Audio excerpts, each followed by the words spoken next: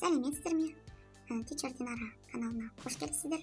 Бүгін сіздерге Егов порталы арқылы пенсионное накопление туралы справканы қалай алу жөнінде бейненұсқаулықты көрсететін боламын. Оның екі түрі бар. Негізі бірыңғай жинақ қорынан, яғни единый накопление фонд деген бар, НПФ деген, иә. Сол жерден алуға болады, және де арнайы Егов сайтынан алуға болады. Негізі Егов сайтынан алған оңайырақ. Бүгін мен соны көрсететін боламын. Кез келген браузерге кіріп, Егов деп жазатын боламыз ағылшынша. Еговтың басты терезесіне жібереді.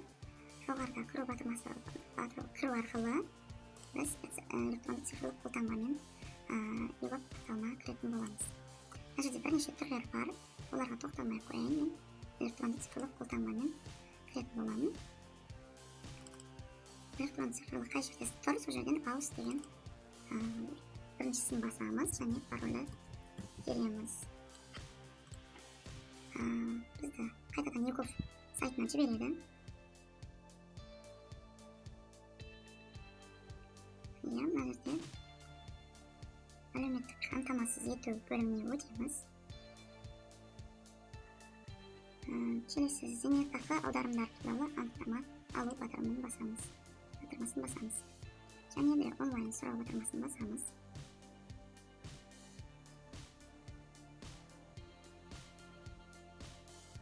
Бізде 3 қадамнан тұрады. Бұл жерде біз 1 жылға алатын болғандықтан, бұл жерде күн несін көрсетеміз. Бұл жерде 21-ші жылды жазайық. 21-ші жылдың дәл бүгінгі айымен 11-ші айдың 10-ына аламыз. Яғни ровно 1 жылы. 11-22 деп кезең көрсетеміз. Қол қою және анықтама алу батырмасын басамыз. Бізде мына жерде 4 түрі бар.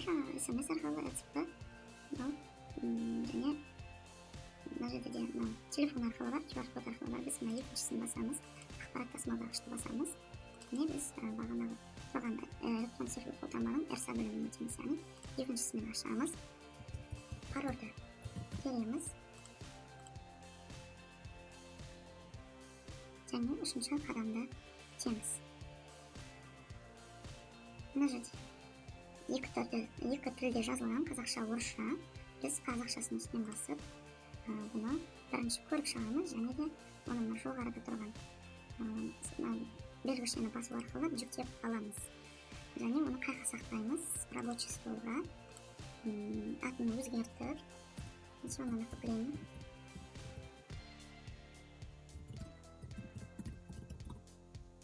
деп сохранить етуге болады. Немесе екінші вариант, печать батырмасын басу арқылы мына жерде барлығын печаттеп басуға болады. Мен баспаймын.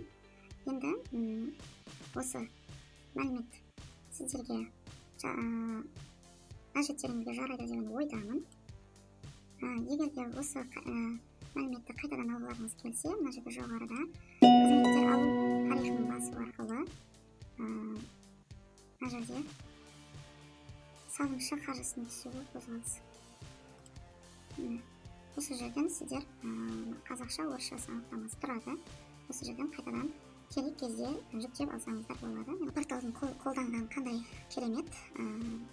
Енді сіздерден комментарий күтемін. Қандай тақырыпта тағы да қызметтерді қалайсыздар? Комментарийға жаза кетіңіздер. Және лайктарыңызды аямаңыздар. Каналға жазылуды ұмытпаңыздар. Келесі кездескенше сау болыңыздар.